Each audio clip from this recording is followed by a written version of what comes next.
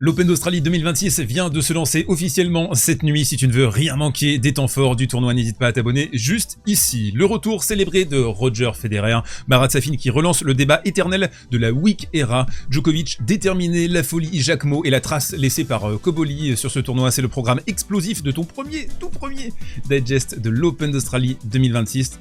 Je laisse claquer ton plus beau pouce et on attaque juste après ça.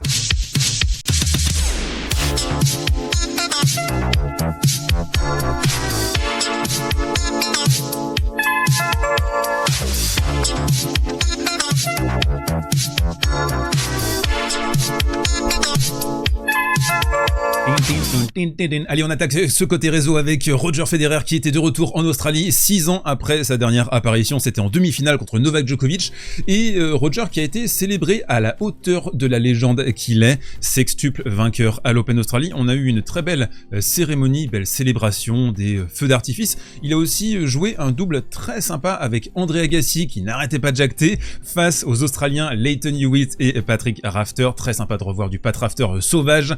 Et on a vu également le Suisse enlacer l'un de ses rivaux historiques, Novak Djokovic. Alors deux choses, la première c'est que Roger il est ultra fit, on l'a vu mettre 7-2 sur un tie-break d'entraînement à Casper Ruud, il est en bien meilleure forme que quand il a arrêté sa carrière en 2022, et l'autre point intéressant qui ressort de cette célébration, c'est à quel point c'est un joueur qui est adoré en fait, c'est un joueur qui a laissé une trace immense. Il n'y a pas simplement le palmarès qui est plaqué hors de toute façon pour Roger Federer, mais aussi la trace que tu laisses, les émotions que tu as générées et comment tu t'es comporté aussi sur le court. Et Roger Federer, ça a été tout le temps dans sa carrière un maître à ce niveau-là, bon, pas au tout début de sa carrière où il avait quelques accès de nervosité et de colère, mais un joueur majestueux, merveilleux, célébré à sa hauteur. Ce début de tournoi, c'est aussi l'occasion d'écouter les ambitions des divers joueurs et Novak qui nous a livré quelque chose de très intéressant ici, vous allez le voir. J'ai remporté une belle victoire, rappelle-t-il, contre Carlos Alcaraz en quart de finale l'année dernière. Je sais que lorsque je suis en pleine forme, lorsque je suis capable de réunir tous les éléments, je me sens capable de battre n'importe qui. Sans cette confiance en moi, je ne serais pas là. Je suis toujours aussi motivé. Alors il explique, il a bien conscience que Sinner et Alcaraz sont au-dessus de lui, sont au-dessus du game actuellement, mais lui ne désespère pas. Il a cette croyance-là, il a ce feu intérieur-là, c'est ce qu'il a guidé en début de carrière quand il est passé devant Rafa et Roger, et c'est certainement une mentalité qui manque à la nouvelle génération, une nouvelle génération trop vite résignée, qui manque de talent aussi un petit peu, et c'est ce que rappelle Marat Safin.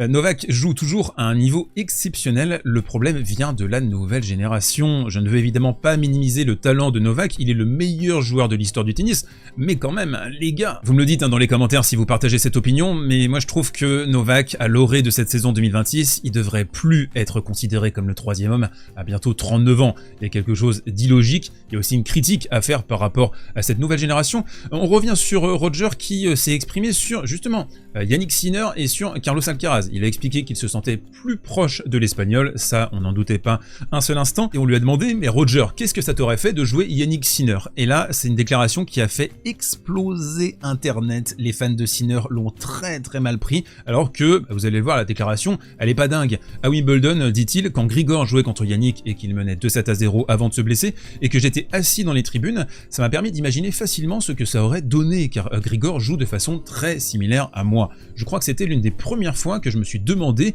ce que ça aurait été de jouer contre Yannick. Ce qui a été interprété par, vu que Grigor Dimitrov est une pâle copie de moi et de mon jeu, j'aurais défoncé Yannick Sinner. C'est pas exactement ce qu'il a dit, même si on comprend bien entre les lignes que Roger se donne de très grandes chances de battre un profil comme celui de Yannick Sinner.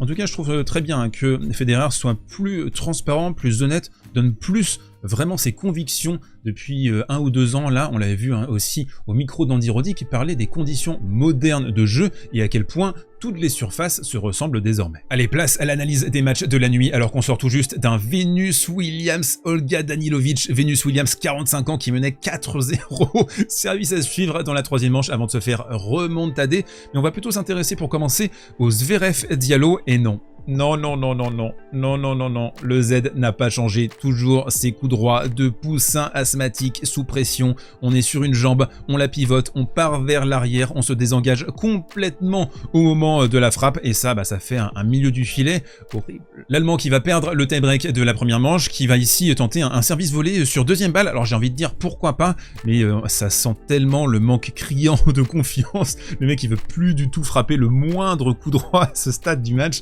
et forcément il va se faire transpercer. Et même si Zverev a eu le mérite de sortir le bleu de chauffe à partir du début de la deuxième manche, dans son style habituel, au-delà de 70% de première d'ailleurs à ce moment-là, ce qui est très important pour lui, il va réduire les fautes directes à la portion congrue, 10 fautes directes simplement à partir du début de la deuxième, et en face, c'est un Canadien, un Diallo qui va se déliter comme d'habitude. Le gars fait 2,03 m, il se fait breaker H24, et surtout il donne beaucoup trop, 33 fautes directes à partir de la deuxième manche. C'était pas Flavio Cobolli la nuit dernière, ah non, c'était Flavio Restoli qui a été cloué malheureusement par une diarrhée foudroyante, ça arrive même aux meilleurs d'entre nous, incapable de défendre ses chances correctement sur ce match face à Ferry, et Cobolli qui aura laissé une toute petite trace sur ce tournoi. Sans transition, Carlitos Alcaraz qui vient de s'imposer face à Adam Walton. Il va y avoir un petit moment carlitesque, voilà, au début de la deuxième manche, avec 3 positions en décalage coup droit juste ici. La première fois, il va tenter une amortie qui sera pas du tout dans le sens du jeu, et sur les 2 autres positions, des fautes en coup droit assez grossières qui vont donner le break à Walton. L'Australien qui va nous faire une Cobolli sur le tie-break de la deuxième manche avec des doubles fautes à l'appel. On sent que voilà, tu commences à gamberger, tu te dis je vais pouvoir prendre un set sur le grandiose Carlos Alcaraz. Globalement, ça reste une mise en bouche plus que correcte pour Carlos Alcaraz, breaké simplement une fois dans cette rencontre. D'ailleurs, le secteur du service, c'est un secteur qu'il va falloir observer avec beaucoup d'attention sur son début de tournoi. Et là, aujourd'hui, il était à 67% avec son nouveau geste. Peut-être le match le plus dingue de la nuit dernière, un combat de rue entre Kostiuk et Jacquemot, l'Ukrainienne qui en plus a une balle de match au bout de 2 heures de jeu. Tu te dis bon, voilà, ça va se terminer 7-6, 7-5, c'est normal. Kostiuk qui est favorite de cette rencontre, qui a été finaliste à Brisbane il y a quelques jours, et bien pas du tout. Elle va s'empaler sur un retour de coup droit à 171 km/h, elle est un peu trop loin de la balle. Et là les amis, on bascule dans l'absolute cinéma, 3h05 de jeu, Kostiuk qui se défonce la cheville, et là je suis désolé, ils appellent une kiné, c'est pas son boulot, c'est pas possible. Elle lui met 6 couches de double face. Comment veux-tu continuer à jouer au tennis dans ces conditions?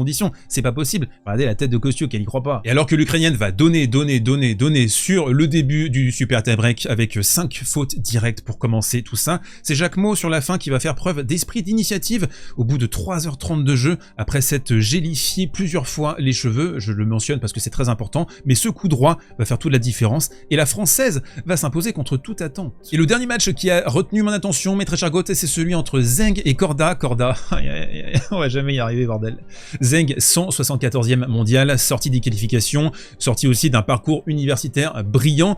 Ok, Korda, il y a des ampoules à partir de 2-1 dans la 5e manche, et après un tie-break brillant dans la 4e manche, et un Zheng qui s'arrache dans tous les sens, il n'y a rien quoi, il n'y a rien dans les déplacements, il n'y a rien dans les intentions, il n'y a pas de méchanceté, il n'y a pas d'animosité dans son jeu quoi, c'est vraiment un joueur soft à un niveau, pourtant c'est un talent brut ahurissant, je pense. Sébastien Korda, c'est un des plus grands talents du circuit, mais le mec ne sait pas se dépouiller. Et une partie qui va se conclure comme un symbole avec 2 doubles fautes pour Sébastien Korda, qui va concéder un 2e break dans cette 5e manche, qui va aussi vite baisser pavillon au tout début, je trouve, de la 5e, et qui va se poser aussi beaucoup de questions sur la suite de sa carrière. Allez, on se termine avec le coin prono, la suite des premiers tours la nuit prochaine à l'Open d'Australie, une section sponsorisée par les Winamis de Winamax. Vous avez un lien dans la description, jusqu'à 100 € en cash remboursé sur votre premier pari. Il y a un code SV10 toujours actif. Je rappelle, avec 1 € sur votre compte Winamax, vous pouvez suivre en streaming tous les matchs de cette Open d'Australie. L'offre, elle est réservée aux majeurs. En flash la nuit prochaine, parce qu'il y a énormément de matchs à l'Open d'Australie, nous allons avoir une victoire de Leonard Tien, tiens j'y crois, 1,50 contre Marcos Riron. Butkov-Kier va prendre son set, mais perdre contre Riley Opelka. Alors ensuite, on a le match, la migraine de l'espace entre Laszlo Djere, donc le choker de l'espace, et Stan Wawrinka, 58 ans et demi. Là-dessus, je vois un 5-7, débrouillez-vous, ça risque d'être un sacré combat, cette histoire.